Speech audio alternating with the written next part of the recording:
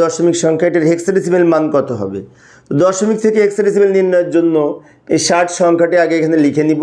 নেওয়ার পরে এখানে একটি দাগ দিব, নিচে একটি দাগ দিব। হেক্সাডেসিমেলের বেস 16 এখানে লিখে 60কে 16 দ্বারা ভাগ করে ভাগফল প্রথমে লিখব, ভাগশেষ শেষে লিখব।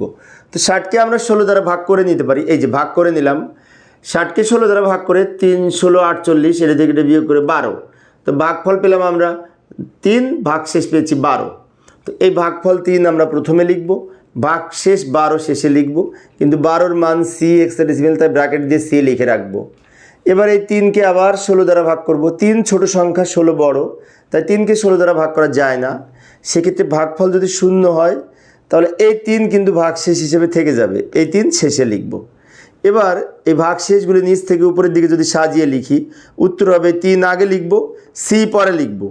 তার উত্তর হচ্ছে 3c ব্র্যাকেট দিয়ে বেজ লিখব 16, কারণ